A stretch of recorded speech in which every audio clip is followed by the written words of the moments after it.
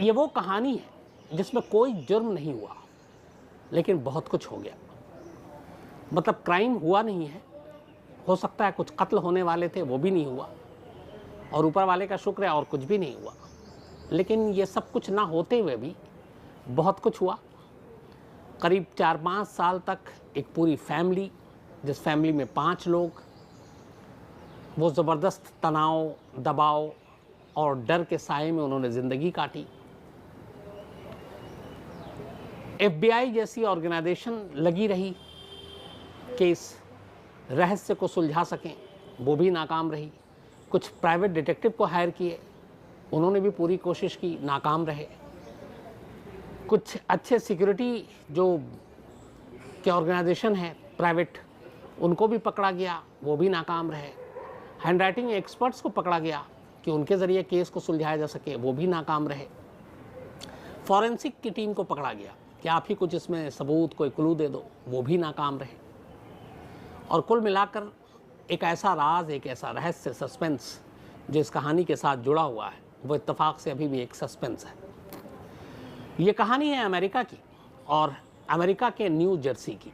New York से करीब 45 minute का रास्ता है, और एक जगह है वहाँ पे वेस्टफील्ड, न्यू जर्सी के पास वेस्टफील्ड। ये कहानी वहीं से शुरू होती है। वेस्टफील्ड एक शांत, एक अच्छा खासा इलाका। यहाँ के लोग भी बहुत ही आमतौर पर जो कहते हैं कि बड़े सुकून के साथ रहने वाले। क्राइम और बड़ी बड़ी चीज़ों में इस शहर का उतना नाम नहीं होता। अमेरिका के कहते हैं 30 जो सबसे पीसफुल शहर है, उनमें से एक इस शहर का नाम आता है वेस्टफील्ड का। हाँ, करीब 50 साल या 52 साल पहले एक इंसिडेंट हुआ था जिससे पहली बार वेस्टफील्ड का एक नाम लोगों ने सुना था। और उसकी वजह ये थी कि 1970 में इस वेस्टफील्ड के एक घर में जॉन लिस्ट नाम का एक शख्स था जिसने अपनी वाइफ, अपनी मदर और 3 बच्चों का खून कर दिया था। और उसकी वजह से काफ़ी दिनों तक ये सुर्खियों में रहा मामला। इसके बाद छोटी मोटी कुछ घटनाएं हुई, लेकिन फिर कभी कुछ ऐसा हुआ नहीं। तो बड़ा ही पीसफुल इलाका वेस्टफील्ड का, और इसी इलाके की ये कहानी है। कहानी शुरू होती है 2014 में, जून का महीना है। डेरेक नाम का एक शख्स, न्यूयॉर्क का रहने वाला, एक लाइफ इंश्योरेंस कंपनी में अच्छे पोस्ट पे काम करने वाला, एक आम घर में पैदा हुआ, लेकिन अपनी पढ़ाई लिखाई, नौकरी से उसने अच्छे खासे पैसे कमाए। जब उसका 40th बर्थडे आया, 40वां जन्मदिन, तब उसने एक नए घर में शिफ्ट होने का फैसला किया। डेरिक की वाइफ मारिया और इनके 3 बच्चे थे। 6 साल, 8 साल, बल्कि 5 साल, 8 साल और 10 साल की उम्र थी तब 2014 में। तो 3 बच्चे डेरिक और मारिया, हस्बैंड वाइफ, ये लोग एक 3 बेडरूम के घर में रहते थे। अब उन्हें लगा कि बड़े बेडरूम वाले घर में शिफ्ट होना चाहिए। तो उन्होंने जून 2014 में इसी वेस्टफील्ड में, न्यू जर्सी के, एक बंगला खरीदा। 6 बेडरूम का ये बंगला था, अच्छे लोकेशन पे था, बहुत ही खूबसूरत। इसकी तस्वीर भी आप कहानी में देखेंगे। और 2014 में इन्होंने जब ये ख़रीदा तो उस वक्त इसकी कीमत थी $1.4 मिलियन, मतलब 1.4 मिलियन, $14 लाख। घर ख़रीदने के बाद, चूँकि इन्होंने जब घर ख़रीदा तो उसकी कहा कि थोड़ी मरम्मत करते हैं। आमतौर पे लोग नया घर ख़रीदते हैं, अपने हिसाब से उसकी सजावट करते हैं। तो उन्होंने भी रंग रोगन, पेंटिंग, बाकी चीज़ें अपने हिसाब से कुछ उसको करना शुरू किया। मज़दूरों को लगाया गया, घर का काम शुरू हो गया जून 2014। अब ये था कि ये घर का जो मेंटेनेंस है वो सब कुछ ठीक हो जाए, उसके बाद पूरी फैमिली इस घर में शिफ्ट कर जाएगी। करीब 15 दिन गुजरता है, अभी जून का महीना ख़त्म भी नहीं हुआ है। घर में काम चल रहा था। डायरेक्ट एक दिन आया, घर के काम धाम को देखने लगा। घर से कुछ दूर पर वो अभी अपने ही घर में था, शिफ्ट हुआ नहीं था, क्योंकि घर एक बार पूरी तरह से मरम्मत हो जाए तब शिफ्ट करेंगे। तो करीब 15 दिन बाद जब मज़दूर काम कर रहे थे, डेरिक को उस घर से एक एनवेलप मिला। उसने उठाया, एक लेटर था उसमें। उसने लेटर को पढ़ना शुरू किया। जो ख़त लिखा गया था वो इंग्लिश में था, मैं उसको हिंदी में आपको बताता हूँ कि उसमें लिखा क्या गया था।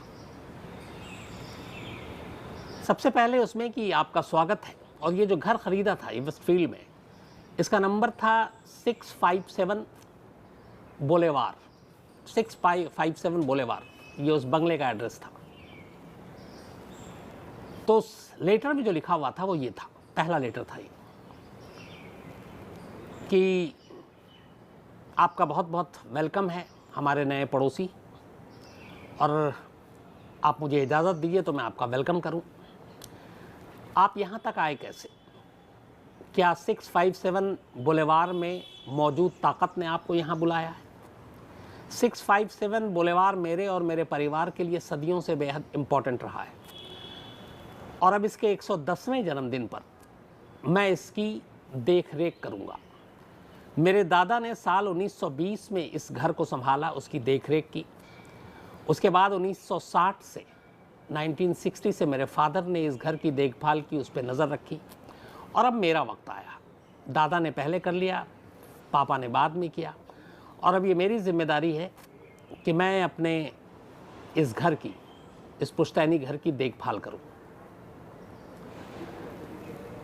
657 बुलेवार से कई सौ गाड़ियां उसके नीचे से गुजरती हैं।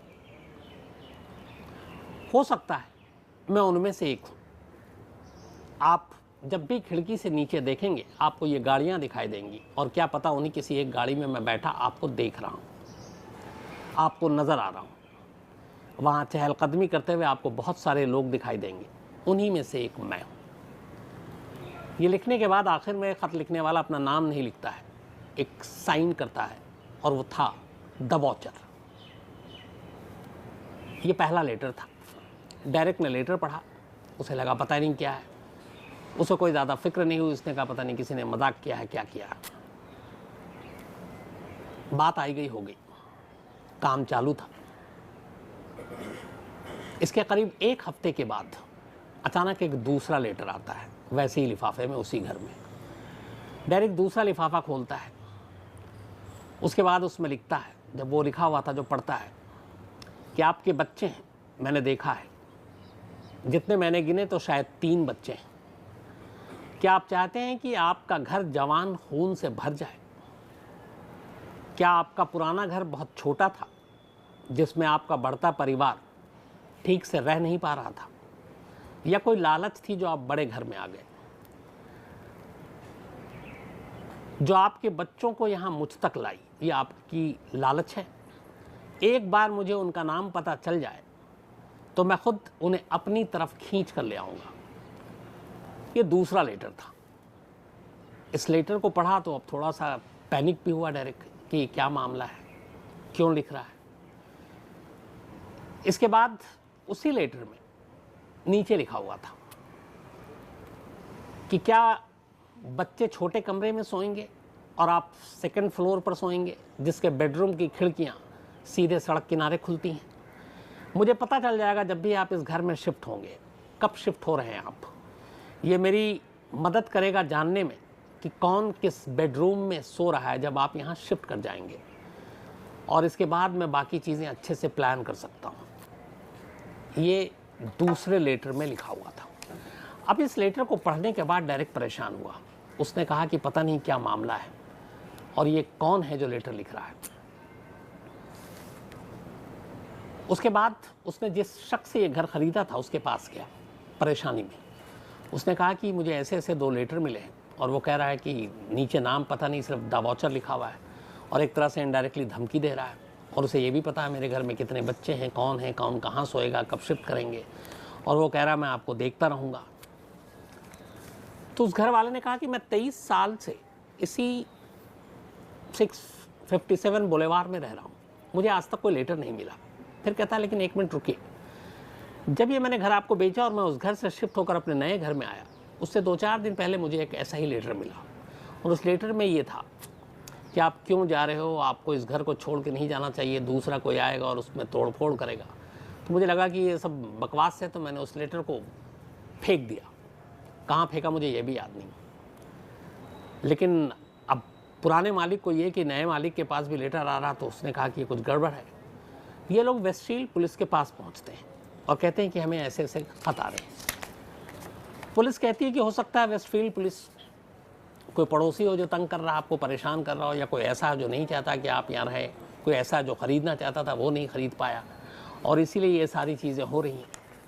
कोई बात नहीं, हम चेक करते हैं। अब उन्होंने, पुलिस ने जांच करनी शुरू की, पर कोई फ़ायदा नहीं, और कोई सुराग नहीं मिला कि इस लेटर को किसने लिखा, कहाँ से लिखा। अब उसके बाद पुलिस अपनी जांच कर रही, इसी दौरान में जुलाई के महीने में तीसरा ख़त आता है। वैसे ही लिफाफा, एनवेलप बंद, लेटर को खोलते हैं डायरेक्ट, इसके बाद पढ़ते हैं। इस तीसरे लेटर में अभी ये हुआ कि 2 लेटर जब आ गया तो डायरेक्ट और उसके फैमिली ने अब ये कहा कि हम अभी शिफ्ट नहीं करेंगे जब तक इस ख़त का राज ना खुल जाए, क्योंकि एक तरह से धमकी भी थी, तीनों बच्चों के खून की भी बात हो रही थी, तो एक डर भी था। तो कहा कि अभी ये सब नहीं करेंगे, शिफ्ट नहीं करेंगे। पुलिस उधर जांच कर रही थी, और इसी दौरान में ये तीसरा लेटर आता है।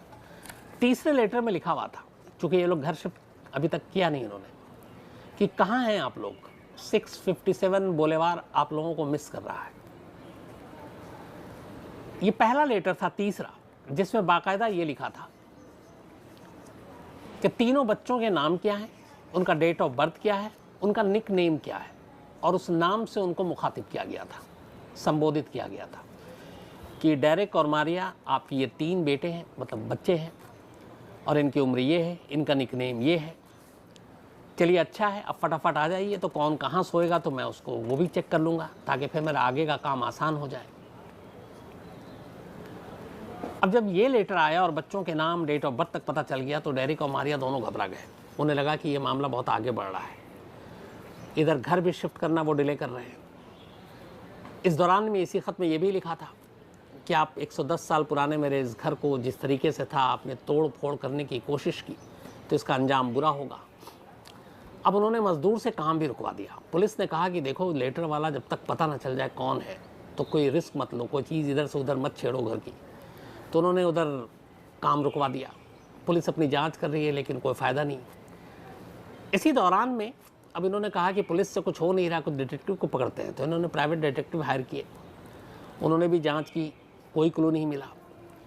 अब चूँकि इंश्योरेंस कंपनी में बड़े ओहदे पर था डायरेक्ट, फिर इसने अपने सोर्स के ज़रिए, और 1.4 मिलियन की एक प्रॉपर्टी है, उस प्रॉपर्टी को लेके सारी चीज़ें हो रही हैं। इधर पुलिस के ज़रिए मीडिया में खबर आ गई, तो सारी बातें फैल रही हैं।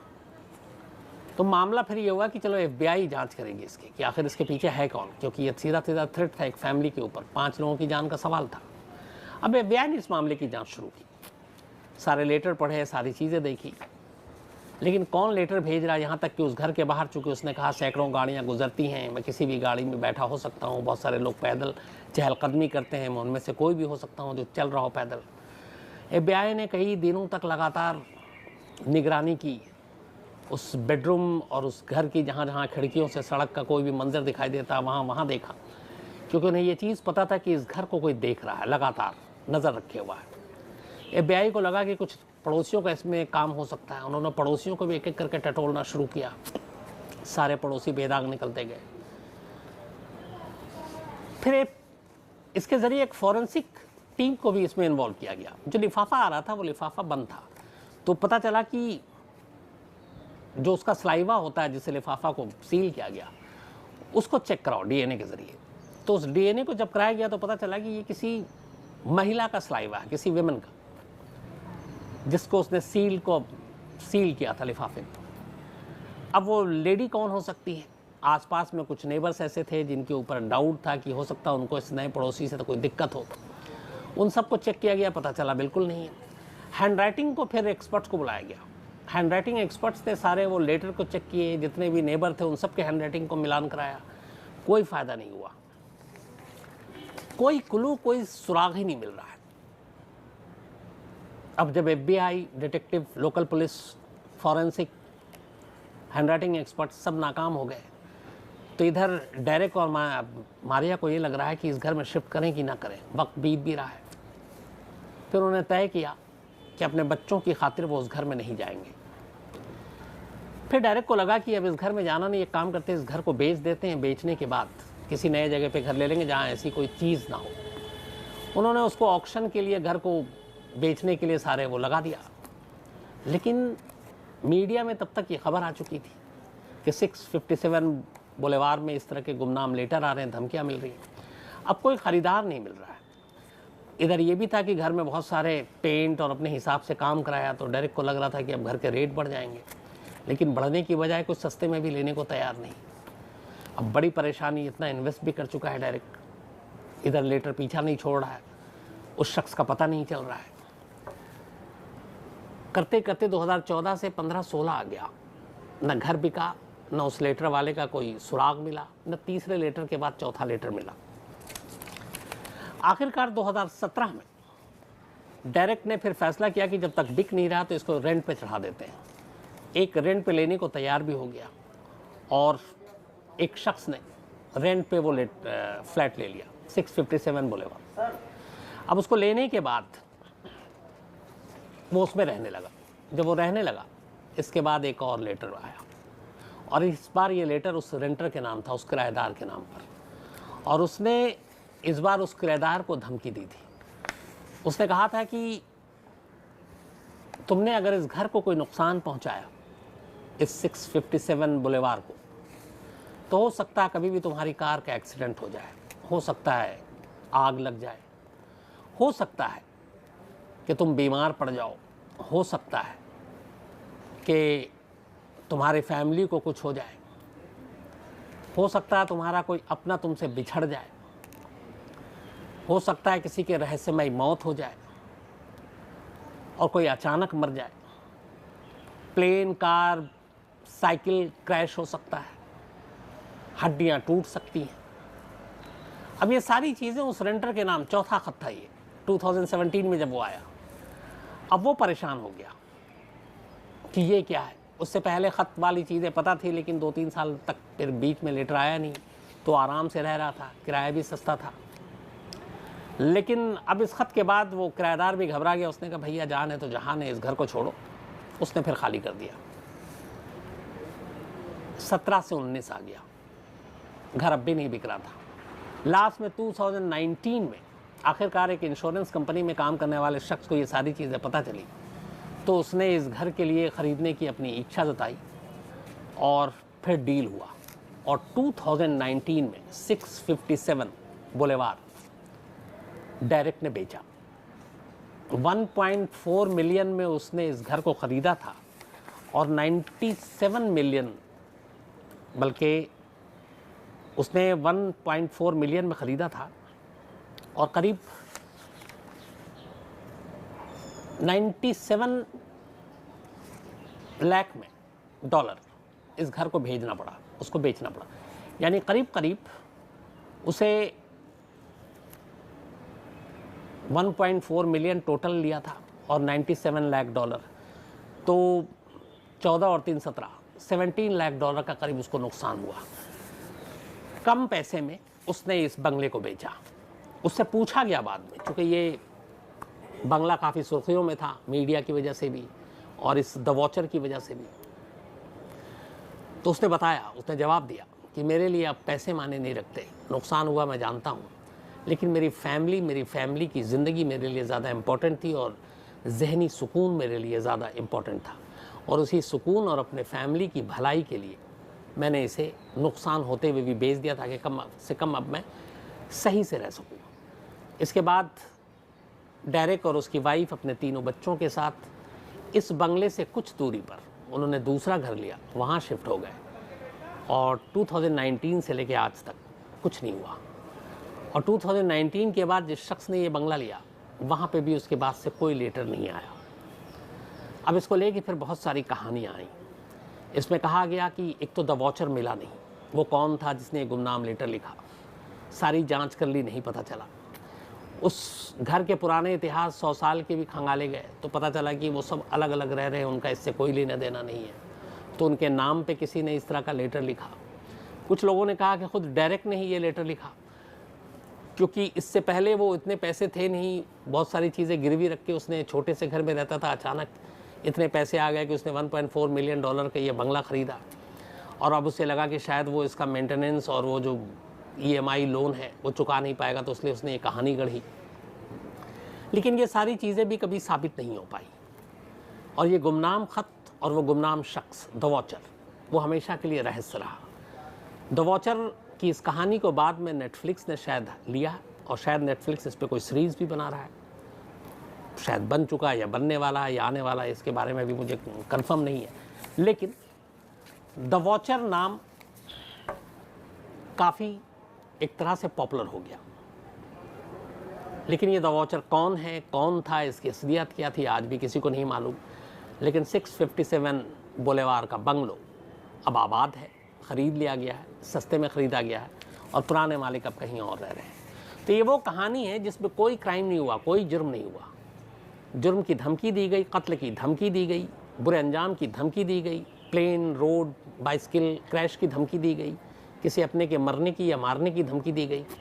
लेकिन धमकी देने वाला कौन था, इस घर के साथ उसका क्या रिश्ता था, क्यों वो इस घर के साथ इतना लगाव था उसका कि उस घर में तोड़फोड़ भी नहीं करने देना चाहता था, और क्यों उसने लिखा था कि करीब 40 साल उसके दादा ने, फिर 40 साल उसके बाप ने इस घर के ऊपर नज़र रखी और अब वो उस पर नज़र रख रहा है। ये सारी कहानियाँ एक रहस्य है, आज भी एक रहस्य है, एक मिस्ट्री है और इसको कोई सुलझा नहीं पाया।